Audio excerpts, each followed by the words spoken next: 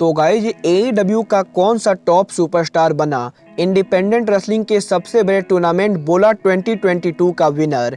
TNT network पर AEW के इस हफ्ते के रैंपेज शो को मिली ओवरऑल कुल कितनी व्यूअरशिप, NJPW के किस बड़े सुपरस्टार का NJPW कॉन्ट्रैक्ट हुआ एक्सपायर, और गाइज बुलेट क्लब का कौन सा पॉपुलर मेंबर ऑफिशियली बन चुका है फ्री एजेंट। और गाइज AEW डायनामाइट के WWE NXT को बीट करने के बाद AEW के रैंपेज शो ने भी बीट किया WWE NXT को। और गाइज AEW के किस बड़े सुपरस्टार के खिलाफ क्रिस जेरिको ने कंफर्म किया उनका बहुत ही बड़ा ड्रीम मैच। नमस्कार दोस्तों, मेरा नाम है रॉकी और आप देख रहे हैं एलीट FN मनिया। और गाइज इस वीडियो के अंदर हम AEW के बहुत से मेजर अपडेट पर बात करेंगे।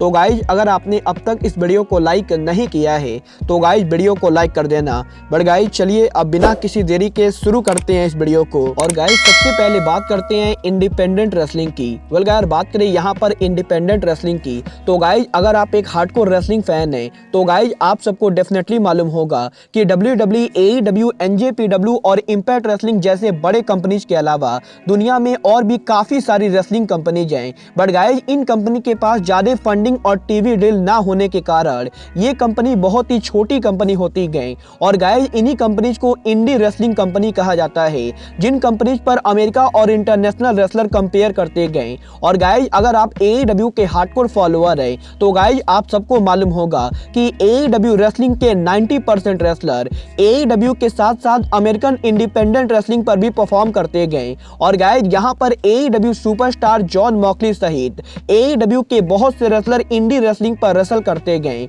और गाइज यही इस हफ्ते अमेरिका के इंडी रेसलिंग शोकेस के ऊपर इंडी रेसलिंग के सबसे बड़े टूर्नामेंट बोला 2022 का फाइनल हुआ है, जहां पर PWG battle of the Los Angeles 2022 के फाइनल के ऊपर AEW गार्सिया पहुंचे गए। तो गाइज यही इस फाइनल में डेनियल गार्सिया के अपोजिट के ऊपर इम्पैक्ट रेसलिंग के न्यूएस्ट साइनिंग माइक बैली पहुंचे थे। और गाइज यहां पर डेनियल गार्सिया और माइक बैली के शानदार मैच के बाद डेनियल गार्सिया ने माइक बैली को हरा दिया है। और गाइज डेनियल गार्सिया ऑफिशियली बन चुके गए PWG बेला 2022 का विनर। और गाइज यहां पर डेनियल गार्सिया AEW के पहले साइंड रेसलर बने गए जिन्होंने इंडी रेसलिंग के सबसे बड़े टूर्नामेंट को जीता है। वेल गाइज आप सबको क्या लगता है AEW को उनके रेसलर को इस तरीके से इंडिपेंडेंट रेसलिंग सोच पर कम्पीट करने देना चाहिए या नहीं? आप सब मुझे कमेंट करके बताइए। बट गाइज चलिए अब आगे बढ़ते हैं और बात करते हैं AEW के इस हफ्ते के रैंपेज शो के व्यूअरशिप की।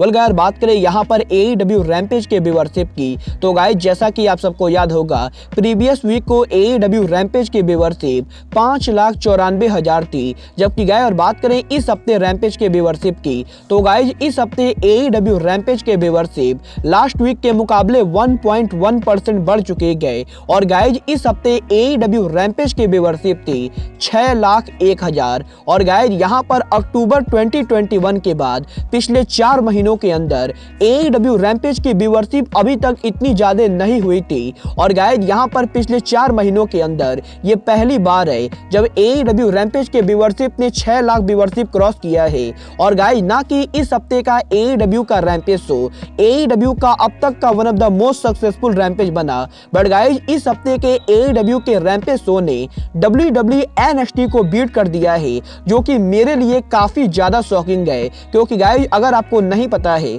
तो गाइज मैं आपको बता दूं कि WWE NXT के इस हफ्ते की व्यूअरशिप थी 5,93,000, जबकि गाइज AEW रैंपेज की टोटल व्यूअरशिप है 6,01,000। और गाइज यहाँ पर करीबन 8,000 ज्यादा व्यूअरशिप से पहली बार AEW के रैंपेज शो की व्यूअरशिप WWE NXT के मुकाबले ज्यादा आई गए। और गाइज AEW डायनामाइट के NXT को बुरी तरीके से बीट करने के बाद अब AEW के रैंपेज शो ने भी WWE NXT को बीट करना शुरू कर दिया है, जो कि WWE NXT के लिए बिल्कुल भी बढ़िया नहीं गए। वेल गाइज आप AEW रैंपेज और WWE NXT में से किस शो को ज्यादा पसंद करते गए? आप सब मुझे कमेंट करके जरूर बताइए। बट गाइज चलिए अब आगे बढ़ते और बात करते हैं ले चैंपियन क्रिस जेरिको की। वेल गाइज बात करें यहाँ पर जेरिको की तो गाइज इस हफ्ते जेरिको के लेटेस्ट इंटरव्यू के अंदर क्रिस जेरिको ने उनके पॉसिबल ड्रीम मैचेस को लेकर बात की। और गाइज यहाँ पर जब जेरिको से ये पूछा गया कि क्रिस जेरिको AEW में कौन सा बड़ा ड्रीम मैच लड़ना चाहते गए तो गाइज यहाँ पर जेरिको ने बताया है कि कि AEW में ऐसे बहुत से रेसलर्स हैं जिनको साथ जेरिको ड्रीम मैच लड़ना चाहते गए और गाइज इन्हीं में से एक ऐसा ड्रीम मैच है जो कि AEW में फाइनली बहुत ही जल्द होने वाला है। और गाइज यहाँ पर जेरिको ने कंफर्म किया है कि जेरिको का ड्रीम ओपोनेंट और कोई नहीं बल्कि जेरिको के करंट राइवल एडी किंगस्टन है। और गाइज यहाँ पर जेरिको ने बताया है कि क्रिस जेरिको ने AEW में पहली बार जब एडी किंगस्टन को देखा था तो गाइज जेरिको को उसी समय लग गया था कि एडी किंगस्टन आगे चलकर बहुत ही बड़े पॉपुलर स्टार बनेंगे। और गाइज जेरिको उसी समय से एडी से ड्रीम मैच लड़ना चाहते थे और गाइज अब फाइनली AEW के अंदर AEW जेरिको और एडी किंगस्टन के मैच को प्लान कर रही है। और गाइज जेरिको इस मैच को रेसल करने के लिए काफी ज्यादा एक्साइटेड है।